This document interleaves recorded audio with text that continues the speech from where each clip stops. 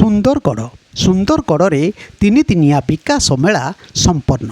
ସୁନ୍ଦରଗଡ଼ରେ 3 ଦିନ ଧରି ଚାଲିଥିବା ବିକାଶ ମେଳା ଇତିମଧ୍ୟରେ ଉଦ୍ଯାପିତ ହୋଇଯାଇଛି। ଶେଷ ଦିନରେ ବିଭିନ୍ନ ଅନୁଷ୍ଠାନ ଦ୍ୱାରା ରଙ୍ଗାରଙ୍ଗ ସାଂସ୍କୃତିକ କାର୍ଯ୍ୟକ୍ରମ ପରିବେଷଣ କରାଯାଇଥିଲା। ସ୍ଥାନୀୟ ସରକାରୀ ମହାବିଦ୍ୟାଳୟ ନିକଟସ୍ଥ ଯାତରା ପଡ଼ିଆଠାରେ 3 ଦିନ ଧରି ଚାଲିଥିବା ବିକାଶ ମେଳା ଉଦ୍ଯାପିତ ହୋଇଯାଇଛି। ବିଭିନ୍ନ ବିଭାଗ ଦ୍ୱାରା ସୂଚନା ଶିକ୍ଷା ସଞ୍ଚାର IEC ମାଧ୍ୟମରେ ନିଜ ନିଜ ବିଭାଗର ଜନକଲ୍ୟାଣକାରୀ ଯୋଜନା ଗୁଡ଼ିକର ପ୍ରଦର୍ଶନ କରାଯାଇଥିଲା।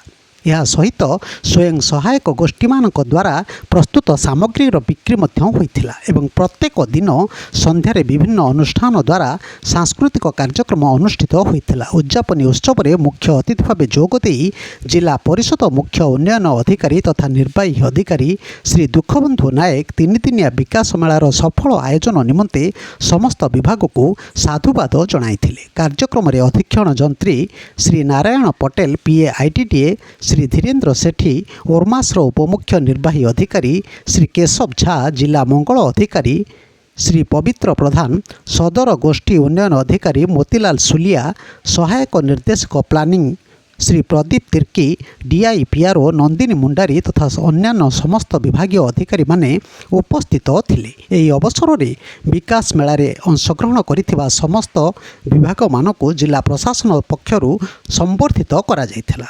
ଶେଷ ସନ୍ଧ୍ୟାରେ ସୁଦର୍ଶନ ତାଜନଙ୍କ ଲୋକକଳା ନୃତ୍ୟ ରିସର୍ଚ୍ଚ କେନ୍ଦ୍ର ଏବଂ ଭଗବାନ ସାଙ୍କ ମାଣିକେଶ୍ୱରୀ ଦଳ ଦ୍ୱାରା ପାଲା ମାଧ୍ୟମରେ ସରକାରଙ୍କ ବିଭିନ୍ନ ଯୋଜନା ଗୁଡ଼ିକ ଉପରେ ଜନସଚେତନତା ସୃଷ୍ଟି କରାଯାଇଥିଲା ଏବଂ ଏକଲବ୍ୟ ମଡ଼େଲ ଆବାସିକ ବିଦ୍ୟାଳୟ ଲହୁଣୀପଡ଼ାର ଛାତ୍ରୀମାନଙ୍କ ଦ୍ୱାରା ସାଂସ୍କୃତିକ କାର୍ଯ୍ୟକ୍ରମ ପରିବେଷଣ କରାଯାଇଥିଲା। ପରେ ବରଗଡ଼ର କଳାଜୀବୀ ଅନୁଷ୍ଠାନ ଦ୍ୱାରା ରଙ୍ଗାରଙ୍ଗ ସାଂସ୍କୃତିକ କାର୍ଯ୍ୟକ୍ରମ ପରିବେଷଣ କରାଯାଇଥିଲା।